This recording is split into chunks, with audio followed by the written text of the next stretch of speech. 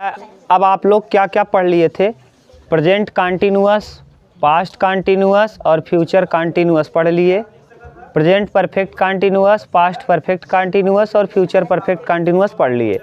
देखिए हमारा पढ़ाने का तरीका थोड़ा अलग है। अब हम लोग पढ़ेंगे प्रेजेंट, क्योंकि प्रेजेंट में कई तरीके हैं आपको सीखने हैं। देखो प्रेजेंट में सबसे पहला आपको लिखना है प्रेजेंट इंडेफिनिट टेंस। हेडिंग है प्रेजेंट, देखो दिख रहा है यहाँ प्रेजेंट इंडेफिनिट टेंस।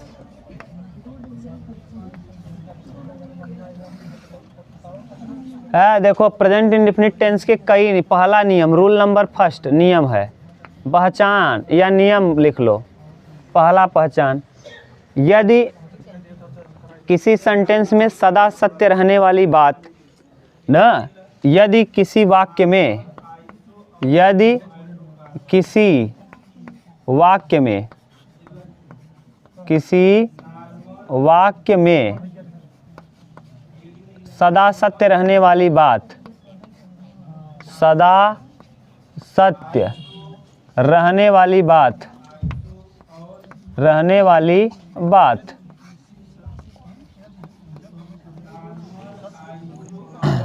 ना दूसरे हिसाब से लिखाए होंगे तब भी कोई दिक्कत नहीं। कैसे लिखा दिए हैं?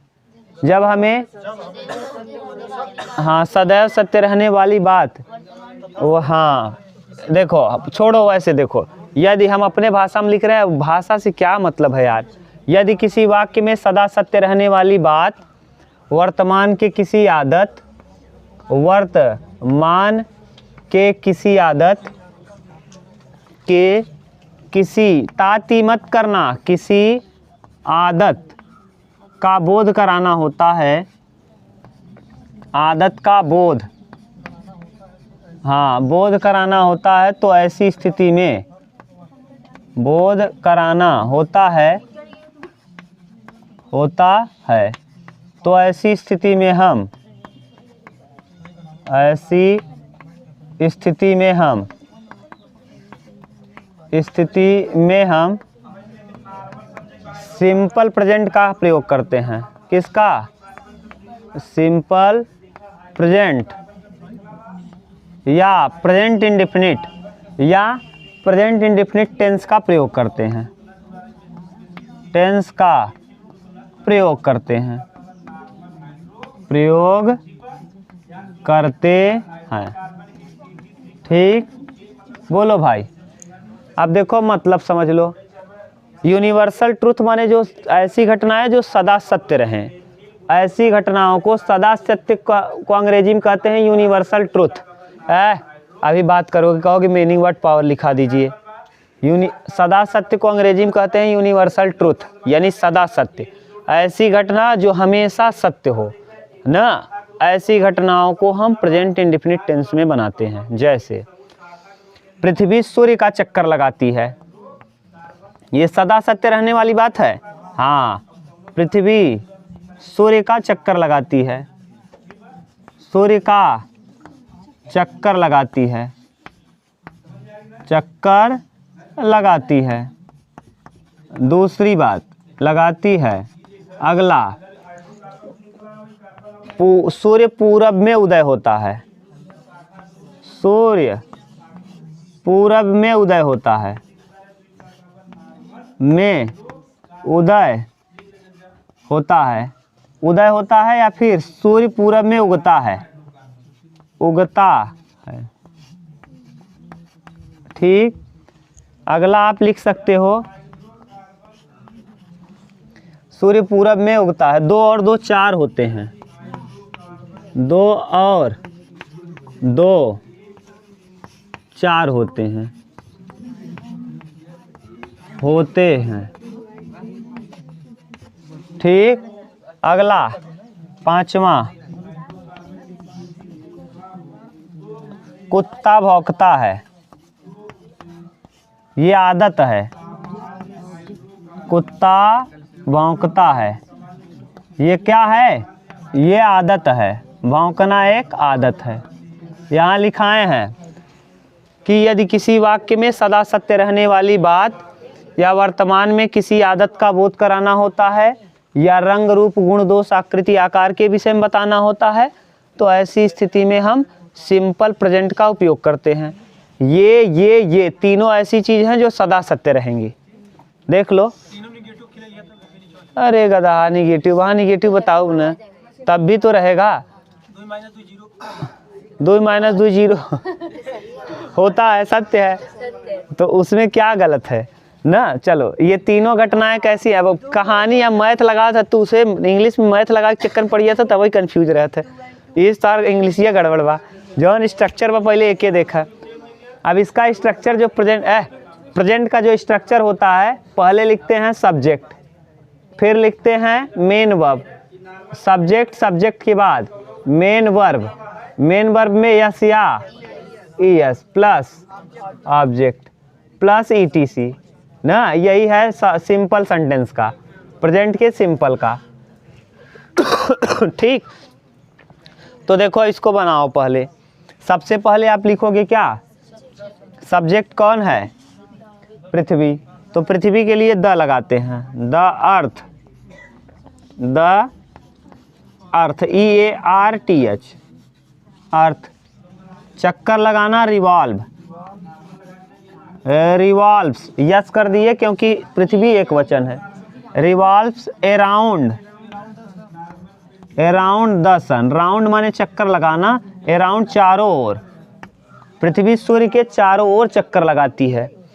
ठीक, ये सेंस है। सूर्य, द सन, उदय होना, राइज, द सन राइज का राइजेज, यस लगा देंगे क्योंकि ये एक वचन है तो ये भी एक वचन, और वर्ब में यस या यस लगाने पर एक वचन होता है, वह वैसे पे बहुवचन रहता है। Sun rises in the east, बोलो। 2 और 2 4 होते हैं, 2 and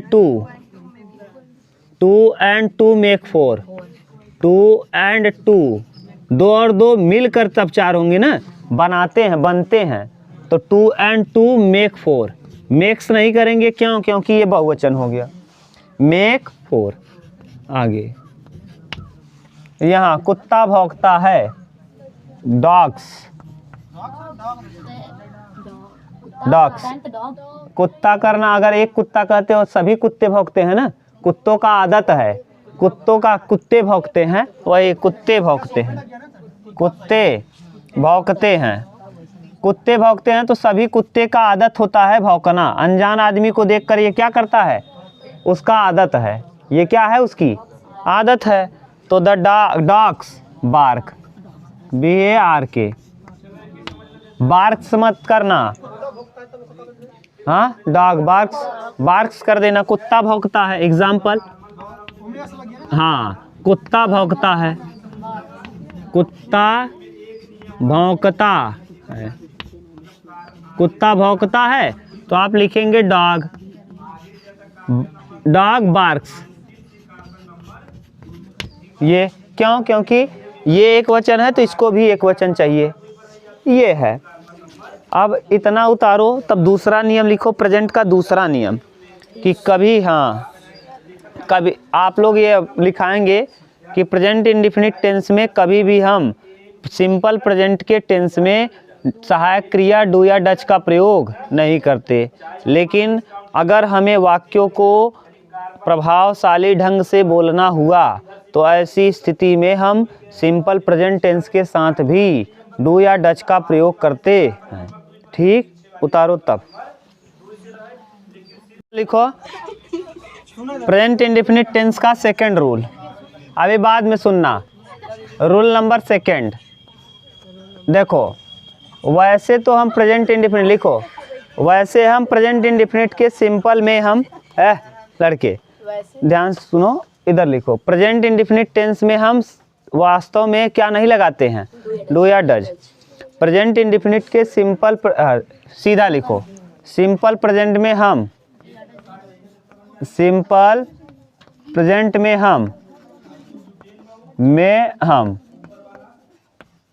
सहायक सहायक क्रिया, सहायक क्रिया। डू या डच का प्रयोग, डू या डच का प्रयोग नहीं करते, डू या डच का प्रयोग नहीं करते। लिखो, डू या डच का प्रयोग नहीं करते,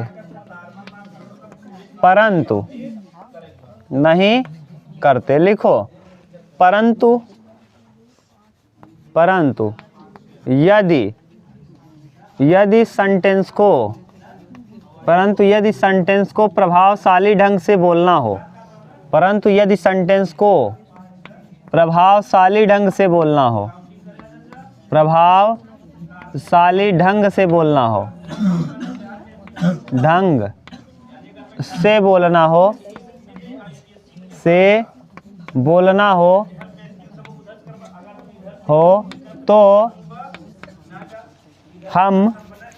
तो हम सहायक क्रिया डू या डच का प्रयोग करते हैं। सहायक क्रिया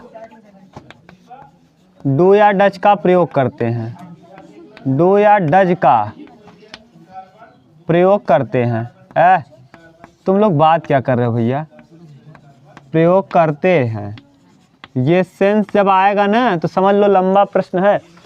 सहायक क्रिया हम डू या डच सिंपल में करते नहीं, निगेटिव में करते हैं डू या डच ना, इंट्रोगेटिव में भी डू या डच करते हैं, लेकिन सिंपल प्रेजेंट में नहीं करते। सिंपल प्रेजेंट में हम सहायक क्रिया डू या डच का प्रयोग नहीं करते, लेकिन मान लो कभी ये ज़रूरत पड़ ही गई और हमको ये ज़रूरत हुआ कि हम थोड़ा सा स्मार्ट तरीके से सेंटेंस को बोलें, तो ऐसी स्थिति में हम सहायक क्रिया डू या डच सिंपल में भी लगा सकते हैं। जैसे, जैसे मेरा मित्र मेरी सहायता करता है, मेरा मित्र, मेरा मित्र मेरी सहायता करता है, मेरी सहायता, सहायता करता है। देखते रहो, अगर बंद हो जाएगा तो बताना, करता है। तो यहाँ लिखोगे my friends, my friend helps me, helps me ना। अगर यहाँ फ्रेंड्स कर दोगे तो हेल्प हो जाएगा, समझ गए? माई फ्रेंड यानी मेरा मित्र, एक की बात कर रहे हैं। अगर एक ही मित्र होगा तो फ्रेंड लिखेंगे, कई मित्र होंगे तो फ्रेंड्स करेंगे। जब फ्रेंड्स करोगे तो यहाँ हेल्प हो जाएगा। क्लियर? सही है? बोलो अगला। अब इसी को देखो, हमको थोड़ा सा स्मार्ट तरीके से बोलना हो तो हम लिख देंगे मेरा मित्र, मेरा मित्र मेरी सहायता, मेरी सहायता करता तो है, सहायता करता तो है, करता तो है। बोलो, my friend, my friend, friend does help me, help me. यहाँ डज लग गया ना तो हेल्प के साथ हेल्प ही लगेगा। ठीक, उतारो। इसमें अगर दिक्कत हो तो बताओ। सही है? बोलो क्या दिक्कत है? नहीं समझ में आया? सबसे पहले क्या लिखती हो? सब्जेक्ट, फिर मेन वर्ब। सही है? फिर मेन वर्ब में यस या, फिर ऑब्जेक्ट। ठीक, ऑब्जेक्ट के बाद ETC। अभी बोलना जैसे जैसे करें वैसे बताओ, अभी आएगा आपको। चलो ठीक, पूछ लिया करो। ठीक है, ये बढ़िया है। नहीं आता एकदम बेफिक्र होके पूछो। एस सब्जेक्ट, सब्जेक्ट कौन है? मेरा भर लिखोगे तो गड़बड़ होगा। मेरा मित्र कहोगे तब कंप्लीट सेंटेंस होगा कि मेरा, मेरा कोई है सब्जेक्ट? मेरा क्या है? कुछ नहीं, मेरा मित्र अब सब्जेक्ट हुआ। आप बोल के देखोगे तो समझ में आएगा मेरा मित्र सही है कि मेरा सही है। मेरा हम कह के रुक जाएं, मेरा, आप कहोगे क्या? हम कहेंगे मेरा मित्र, तब आप कहोगे ठीक है। अब तो मेरा मित्र माई फ्रेंड सब्जेक्ट हुआ। अब यहाँ करने के लिए सहायता करना पूरा वर्ब है, मेन वर्ब। क्या है? सहायता। किसके माने सहायता करना? हेल्प माने सहायता करना। फ्रेंड एक वचन है कि बहुवचन? तो यहाँ एक वचन इसलिए है क्योंकि यहाँ यस नहीं लगा है। तो अब वर्ब को एक वचन बनाने के लिए हम क्या करते हैं? यस या किसमें नहीं, यस हेल्प में ईएस नहीं लगेगा, हेल्पेस नहीं होगा। कुछ हाँ कुछ क्रियाएं जैसे गो के साथ गोज लगता है, ये सब नियम है कि किसके साथ यस लगेगा किसके साथ ईएस। जिसके अंत में याद करो जब नाउन पढ़ाए थे भूल गए तुम, वहाँ बताए हैं, जाके देखो खूब बढ़िया से बताए हैं। जब आप लोग देखोगे नहीं तो जैसे ऑक्स का ऑक्सन थे बीच में बदलाव किए थे, अब आप देखोगे नहीं तो हम कहाँ से करेंगे। ये सब आपका जिम्मेदारी है, पीछे वाली चीज़ों को खंगालो, बार बार पढ़ो तब आएगा। हेल्प्स और मी माने मेरी, ठीक। आगे मेरा मित्र माय फ्रेंड। आप प्रभावशाली ढंग से बोल रहे हो, यहाँ करता है, यहाँ करता तो है। यहाँ देखो मेरा मित्र मेरी सहायता करता है, एकदम नॉर्मल बोल दिए मेरा मित्र मेरी सहायता करता है। लेकिन यहाँ क्या बोल रहे हो, नहीं मेरा मित्र मेरी सहायता करता तो है, यानी इस पे जोर दे के कह रहे हो, प्रभावशाली ढंग से कह रहे हो, यानी इसमें थोड़ा सा आप जोर दे रहे हो। यानी 100% आपका मित्र आपकी सहायता हर बार करता है, तभी आप लड़ गए उसके लिए। तो माय फ्रेंड और करने के लिए तो के लिए यहाँ आया है डू या डज। तो इसका जो होता है स्ट्रक्चर ना, सब्जेक्ट प्लस डू या does plus main verb plus क्या main verb plus object plus ETC. अब यहाँ यस या यस नहीं लगाएंगे, क्यों? क्योंकि यस या यस का स्थान ले लिया डू या डज। अगर डज लगाएंगे सिंगुलर रहेगा, डू लगाएंगे प्लूरल रहेगा। बोलो भाई कहीं दिक्कत है? अब तो दिक्कत नहीं, उतार लो। लिखो अगला,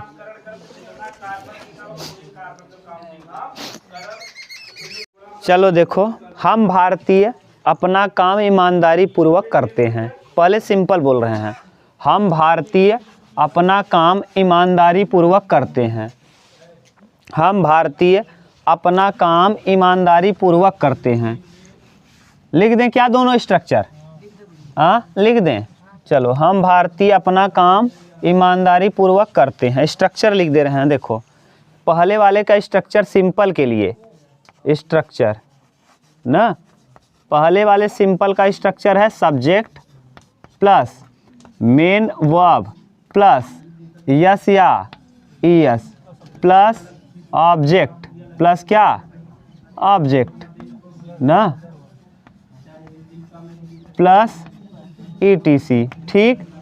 और अगर दूसरे का स्ट्रक्चर जो प्रभावशाली से बोल रहे हो उसके लिए स्ट्रक्चर, ठीक, सब्जेक्ट प्लस डू या does plus main verb plus object. अब ध्यान से सुनो, अब ये प्रभावशाली ढंग से है, प्रभाव, ठीक, प्रभावशाली ढंग से। जैसे एग्जाम्पल, मेरा मित्र मेरी सहायता करता है। मेरा मित्र मेरी सहायता करता है। कैसी सब तुम बनाओगी? सहायता करता है। तब नहीं आएगा तो हम फिर बताएंगे। इसको बताओ एक बार। अच्छा ये बना दिए क्या? हम भारतीय अपना काम ईमानदारी पूर्वक करते हैं। लिखो, हम भारतीय अपना काम ईमानदारी पूर्वक करते हैं। कुछ पता नहीं करते हैं कि नहीं ना। हम भारतीय अपना काम ईमानदारी पूर्वक करते हैं। ईमानदारी पूर्वक करते हैं। बनाओ, हम भारतीय अपना काम, हाँ हम भारतीय, तो वी इंडियन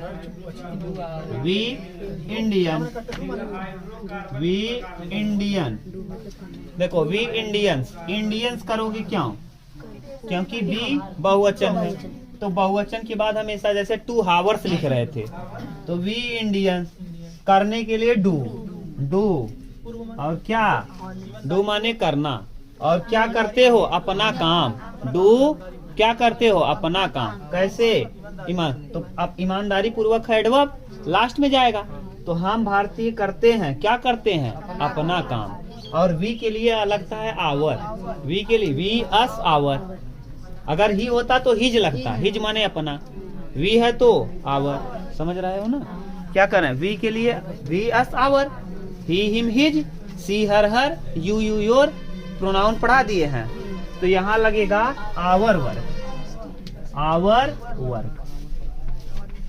और ईमानदारी पूर्वक माने ऑनेस्टली, ऑनेस्टली। ठीक। अब अगर थोड़ा सा स्मार्ट तरीके से हम बोले इसको, हम भारतीय अपना काम करते तो हैं। हाँ, आवर माने अपना, हमारा, अपना। हाँ, अपने के लिए क्या लगाओगे बताओ? सब्जेक्ट चुन लिया। हाँ, अंत से चलेगा ना मैं। हाँ, तब तो वी इंडियन लिखे। हाँ, अब अंत में आओ, करना, करने के लिए डू। तो ईमानदारी कहाँ गई? ईमानदारी एडवर्ब है ना, एडवर्ब हमेशा लास्ट में जाएगा।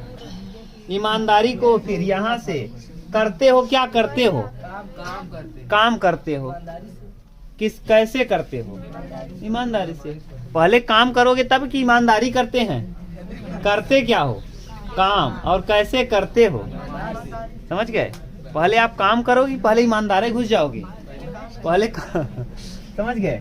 तो हम भारतीय, भारतीय अपना काम, अपना काम ईमानदारी पूर्वक करते हैं। ईमानदारी पूर्वक, हाँ, पूर्वक करते तो हैं, करते तो हैं। देखो, करते तो हैं। अब पहले सब्जेक्ट देखो वही है, वी इंडियन, वी इंडियन। अब देखो ये हो गया। अब सब्जेक्ट के बाद डू या डज। इंडियन के लिए क्या लगाओगे? डू। ये डू जो है ना, ये क्या है? हेल्पिंग वर्ब है। उसके बाद देखो मेन वर्ब, मेन वर्ब क्या है? करना। तो करने के लिए ये है क्या? Main verb. समझ गए? Do do. अब वही उतार दो, आवर वर्क। और क्या? Honestly, honestly. ठीक। बोलो कहीं दिक्कत हो तो बताओ, उतार लो। हम भारतीय ईमानदारी पूर्वक अपना काम करते हैं। चलो, वह उस कार्य को ठीक ढंग से करता है ना।